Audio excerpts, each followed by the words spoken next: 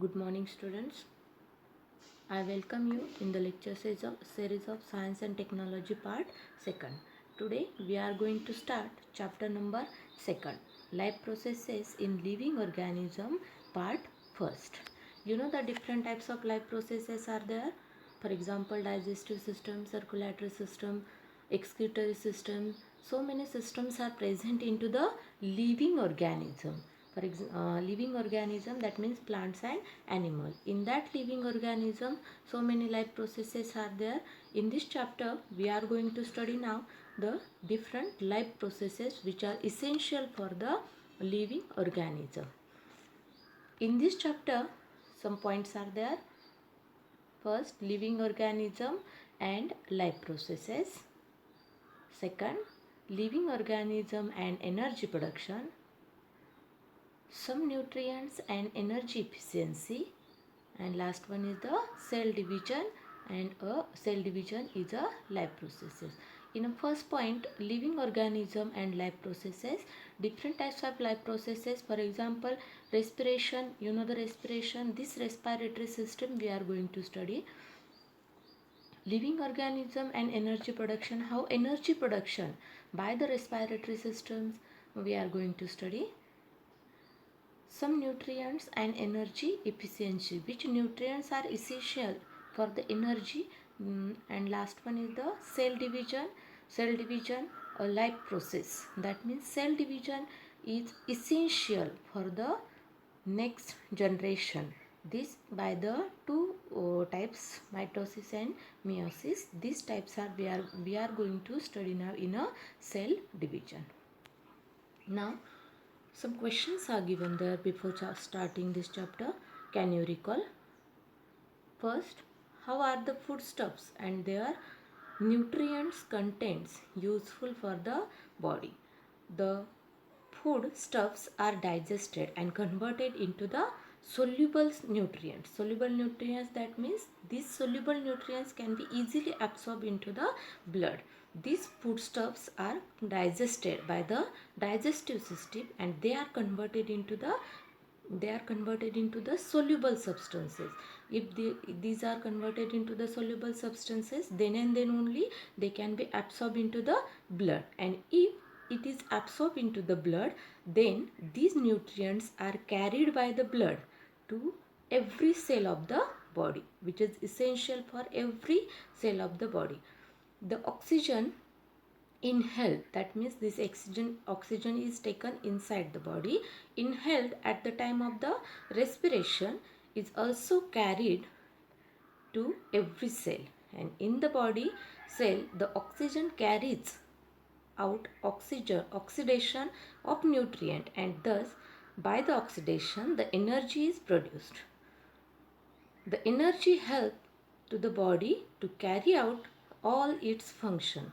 This energy is essential for the body. Different types of systems are present into our body. That means for these systems energy is required. This energy helps to the body to carry out its function.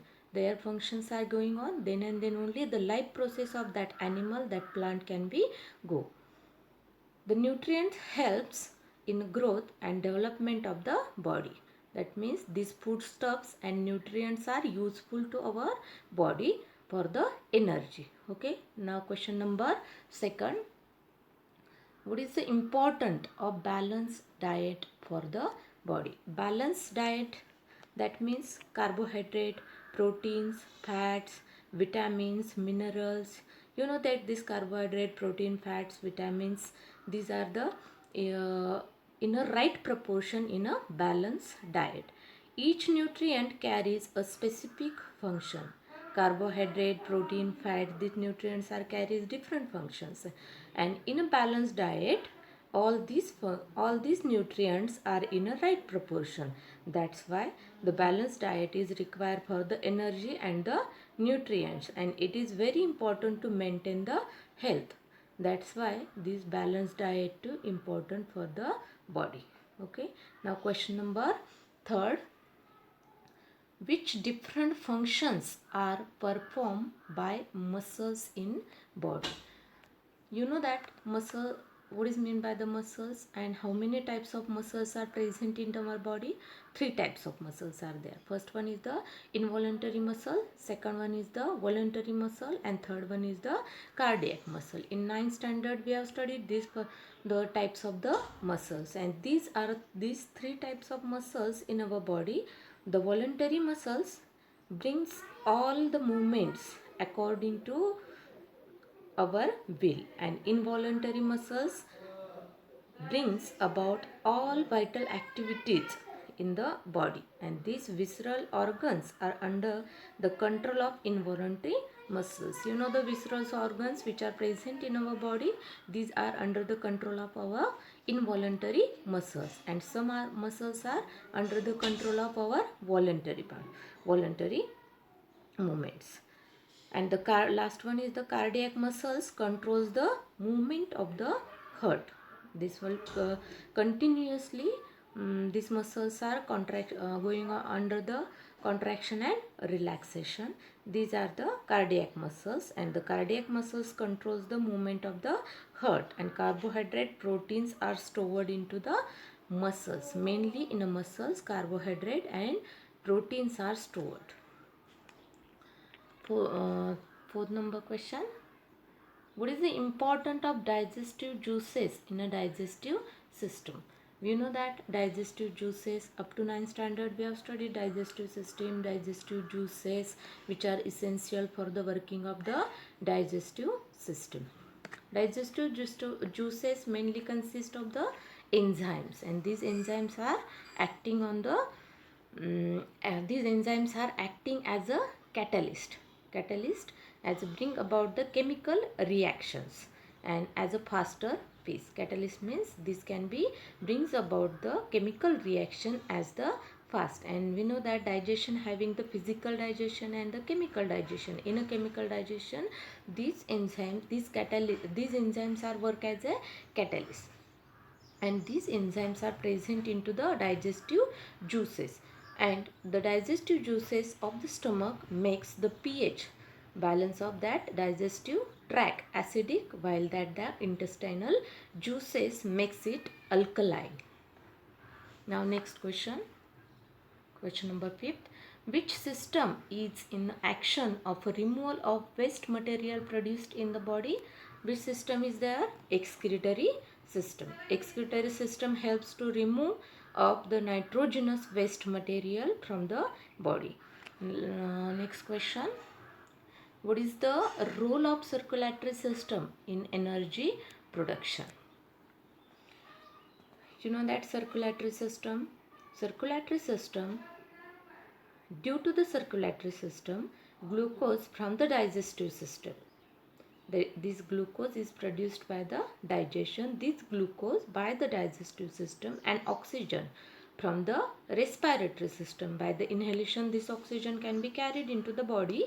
This oxygen from the respiratory system is transferred into the every cell. That means glucose is prepared by the digestive system, and oxygen which is inhaled by the respiratory system. These both are transported into the body every cell.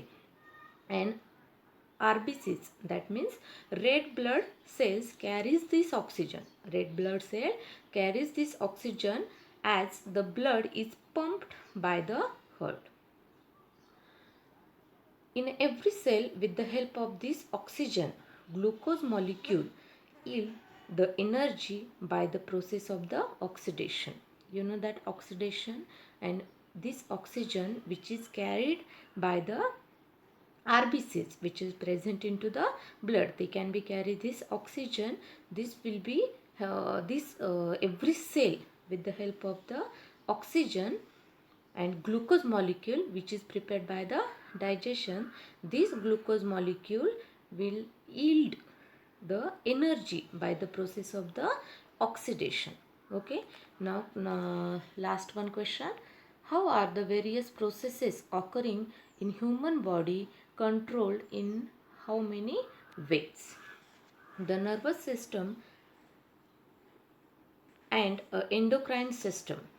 In ninth standard we have studied the what is mean by the endocrine system, nervous system and control of these systems. No, the nervous system and the endocrine system brings about the control by nervous and the chemical coordination in the body, and due to the coordination in a different functions of the body, there are carried out of a sequential and control in a controlled manner. Because of the nervous system, the coordination between the all systems is carried out in a sequential, in a controller manner, and in an endocrine gland, by this endocrine gland, that means by the endocrine system, brings about the control of the nervous and chemical coordination which is essential for the body.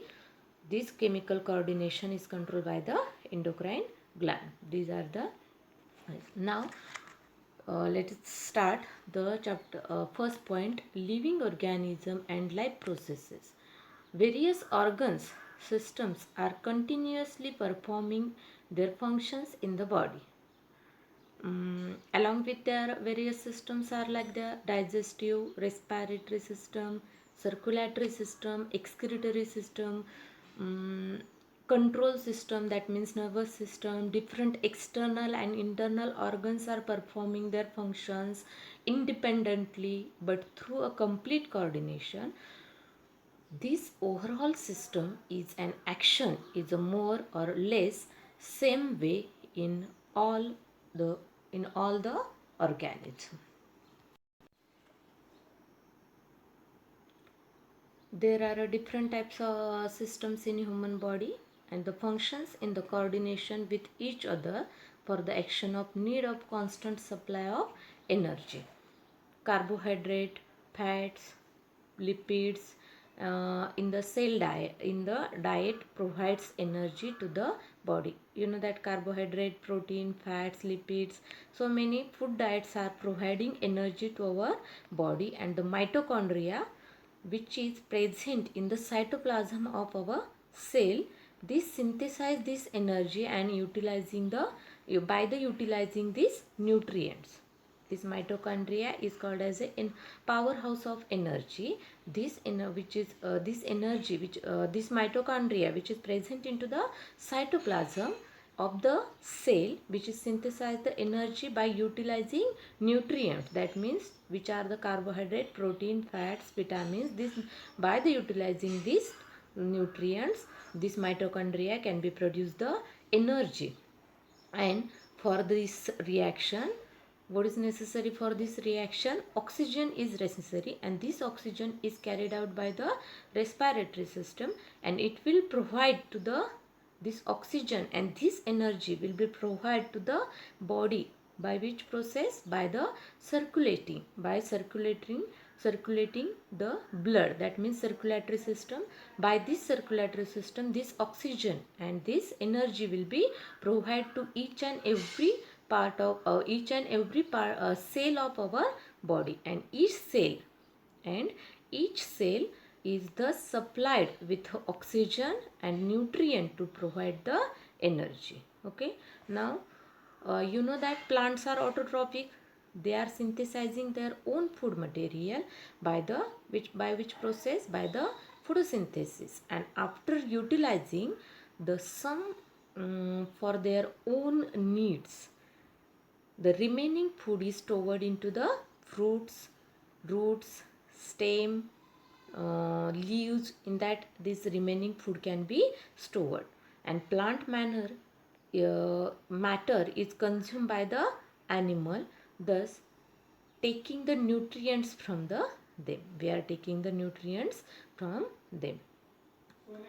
What is the source of the carbohydrate? Source of carbohydrate? Carbohydrates. Sources of carbohydrates are there: milk, fruits, cane sugar, cereal, vegetables, potatoes, sweet meat. These are the sources of the carbohydrates, and by the carbohydrates 4 kilocalorie energy per the gram we will get.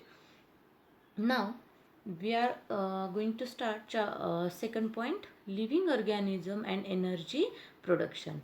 This In this living organism of energy production and energy production, mm, human respiratory system, we are going to study human respiratory system. You can see this picture, human respiratory system. Up to 9th standard we have studied respiratory system, and on this basis can you tell this, how many atoms of how many atoms of carbon, hydrogen and oxygens are respectively present in the molecule of the glucose. Glucose having molecular formula C6H12O6. That means 6 atom of carbon, 12 atom of 6 atom of carbon, 12 at C6H12, 12 atom of hydrogen and O6, that means 6 atom of oxygens are present. Second, which type of chemical bonds are present between the all these atoms? Which type of bond having covalent bond? By the covalent bond these atoms can be bonded. In third question, in terms of chemistry, what happen actually when a molecule is oxidized? When molecule is oxidized, then it gains the oxygen atom or it lose the electron. Now see what is mean by the, first tell me what is mean by the respiration. Releasing of energy from the after the digestion of food material, this is called as a respiration. Inhalation and exhalation is called as a breathing, and when inhalation is done, then air enters into the lung. When inhalation is done, air can be enters into the lungs, and the oxygen from this air is enters into the blood, while the carbon dioxide from the blood cells again enters into the blood, and through the exhalation carbon dioxide is again given out from this given out, and this gaseous exchange occurs to the alveolar membrane. These alveolar sacs are given there. By this exchange of gases will be by this alveolar membrane, and this is called as a external respiration. You know that two types of respirations are there, external respiration and internal respiration. The RBCs carry oxygen to the every cell. They inside the which are in here inside the mitochondria, tissue respiration or the internal respiration is takes place. That means RBCs carried oxygen which is into the passes into the each and every cell. This is internal respiration. And external respiration, that means inhalation, this oxygen breathing is there, inhalation and exhalation, this is the external respiration, and the oxygen is used for the production of the energy. By the oxidation, food nutrients energy is released in the form of the ATP. Now see cellular respiration. Cellular respiration occurs among the living organism by the two methods. There are two methods which are the aerobic respiration, that means oxygen is involved in this respiration, and second one is the anaerobic respiration, that means oxygen is not involved in this body. In aerobic respiration, glucose is oxidized in the 3 steps. Aerobic respiration which is occurs mainly into the living organism, plants and cell, and anaerobic respiration, this anaerobic respiration occurs into the mainly into the mitochondria, in a microorganism which are essential for the decomposition. These microorganisms are undergo the anaerobic respiration. Out of that, first, in anaerobic respiration, glucose is oxidized by the 3 steps. First one is the glycolysis, second one is the tricarboxylic acid, and third one is the electron transfer chain reaction. This we will these three steps we will continue into next lecture. Thank you.